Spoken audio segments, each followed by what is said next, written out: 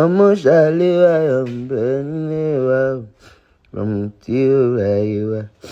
Ayé mi á dùn ó di dandan, tó ẹkún fàákùn ó di dandan. Àṣẹ ń tẹ Èdùmàrè, pa á mọ́lẹ̀ má ló tẹ èṣù mọ́lẹ̀. Gbogbo àníyàn lẹ́sẹ̀, àmì ìsìnká ẹ̀. ẹ̀yin èèyàn wa Portable ti padà bẹ̀bẹ̀ o.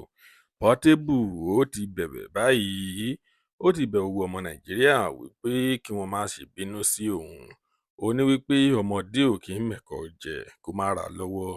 Ó ní wípé kí gbogbo yín kí ẹ jèbò rẹ́ àwo olùgbẹ́bẹ̀. Nǹkan tí Portable tí ó ń kọ nínú orin tí ó post sórí ìtàkùn ayélujára rẹ̀ Instagram ní àná, nǹkan tí ó ń post nìyẹn o, wípé kí gbogbo yín kí ẹ jọ̀wọ́ kí ẹ má ṣe bínú sí òun. Ṣùgbọ́n a ṣì ń ro nǹkan tí ò tí ì jẹ́ kí Portable kí ó lọ yọjú sí àwọn ọlọ́pàá tí wọ́n wá sí Òdògùbà ẹ̀ kó tó di wípé wọ́n tì í. Ẹ ṣáà ti kúkú mọ̀ wípé àwọn ọlọ́pàá wọ́n kó àwọn kan ní Òdògùbà yẹn náà. Àwọn tó ń jẹun, àwọn tí ó jẹ́ wípé wọ́n wá mu ọtí àti ọ̀pọ̀lọpọ̀ àwọn tí ó ń bá Portable ṣiṣẹ́, gbogbo wọn ni wọ́n dì mọ́ ẹrù lọ o. Ṣùgbọ́n wọ́n nígbà tí wọ́n fẹ́ gbé Portable báyìí ni bàbá ó júbà ehoro.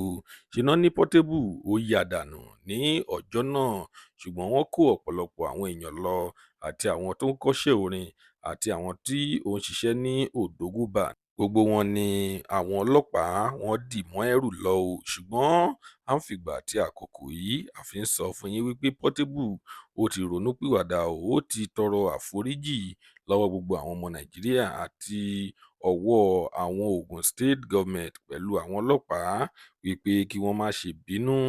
Lónìí a kò ní rí jù báyìí lọ. Tó bá jẹ́ ìgbà àkọ́kọ́ tí ẹ ń wo fídíò wa nìyí, ẹ jọ̀wọ́ ẹ tẹ subscribe button. Ó dìgbà.